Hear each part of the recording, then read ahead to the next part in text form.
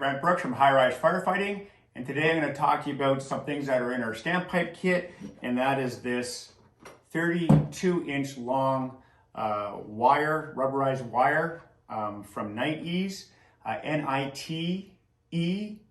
NiteEase.com. That's where we got them from.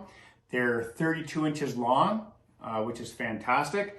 If you're running the Denver hose packs, that 32 inches will actually give you the mark that you need to fold this for packing to make your perfect pack.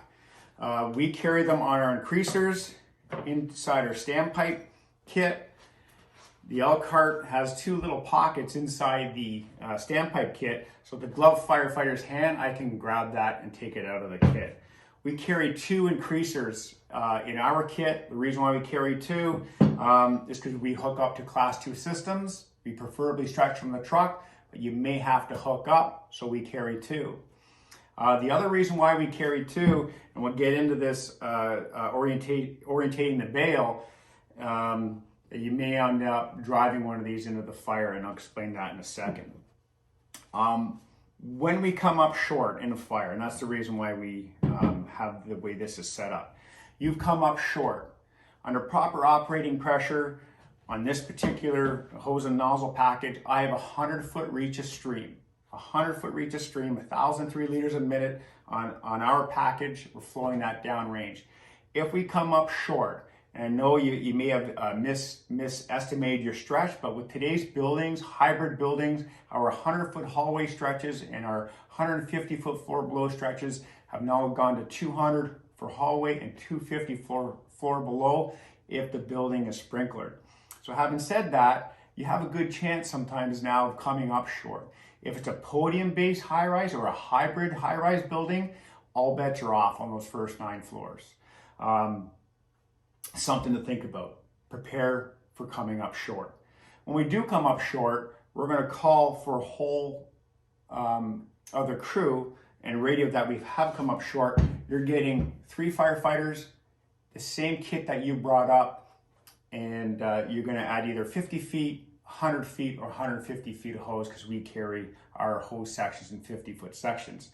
What I've seen other departments tell their firefighters is that first in crew, you're going to put these increasers out of your standpipe bag in your pocket.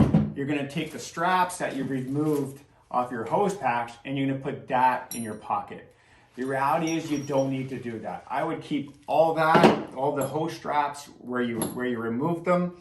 And for the first in crew that's advancing this line, I would keep these with the Standpipe Kit as well, because the reality is you don't need them. If you need to add a length of hose, you're going to need more than just the hose straps and the increasers. You're going to need another 50-foot section of hose and a nozzle. So there's no point in you bringing that. You need to put the fire out as quick as possible.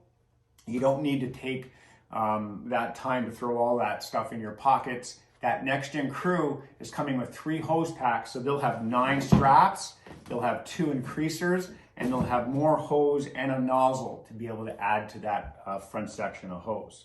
So when saying that, the nozzle firefighter is always protecting that new crew coming up and that first in crew. They're going to drop that hose pack off to you, and they're going to give the nozzle firefighter the female end. They're going to kneel on that, and they're going to dry stretch behind the nozzle firefighter under the protection of the nozzle firefighter. When ready to do so, that nozzle firefighter is going to orientate the bale down. If you don't orientate the bale down on this step, that's okay. Because what happens is you're in that shin pin position because you're smooth bore using the full potential of this nozzle, and you can screw this off, no problem, not a big deal. What will become a big deal is when you go to add your increaser onto the front section of this, a gloved firefighter's hand might inadvertently hit that bale and drive that increaser into the fire. Get in the muscle memory of always orientating this bale down so you won't have the tendency to accidentally open this bale and blow your increaser into the fire. If we look at this tip, we're flowing 1,003 liters a minute. We have a 100-foot reach of stream off of this. When we remove that tip, we actually lose reach of stream, but we gain more volume because of the orifice size. So we do have lots of firefighting protection with that tip removed. If with the tip removed, if we can't keep that fire at 80 feet, then there's no point in adding length at this time. When it's safe to do so, and it's only going to take a couple seconds, we're going to add to the front section of this hose line. So when doing that, we'll shut the bale down, we're going to orientate it on the ground, and we're going to add one of our increasers.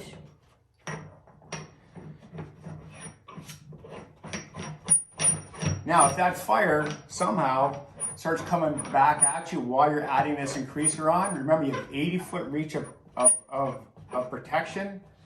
You simply get back in that shin pin, use the full potential of this nozzle, open all the way, and you start fighting fire again with the increaser on. 80-foot reach. When it's safe to do so, your second in teams laid out their hose. They've given you the female section, dry stretch under the protection of this nozzle firefighter.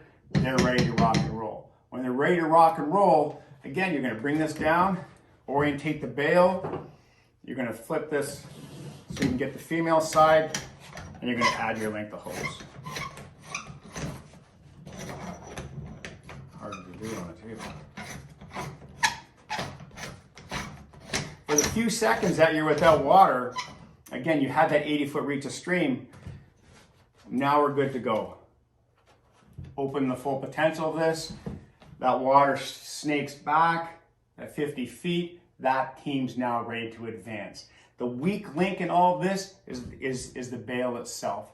We don't want another firefighter to come and kick this and close the water supply to the nozzle team. We want to keep this open. We also don't want, as you're advancing the hose line back and forth, we don't want this bale to close on it. We want to keep it open. That's why we have these ties. Simply go through the bale. You notice I have my gloves on today.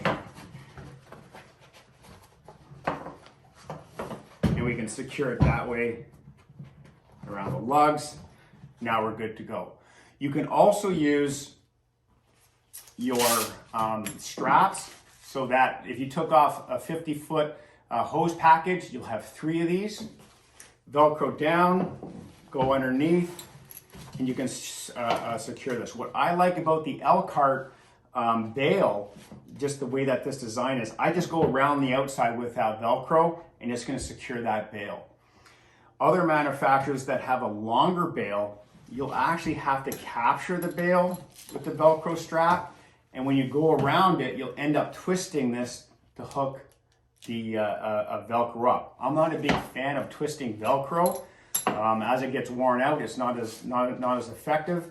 We needed a sure thing, and that's why we went with these twist tie ideas. The nozzle firefighter that was on this, you can help move hose. The reality is I've added 50 feet. I should have someone go back and add a little bit more to the gate and gauge. You determine on the size of the fire if you need the full potential, but in our city it's very little because we're using 65 or 2.5-inch hose line, very little friction loss. But yeah, feel free to go back and bump that pressure up a bit. That's it for the 32-inch wire and why we use it for adding length and to easily recognize it inside the kit. I'm Brent Brooks from Rubberized Firefighting. Be safe.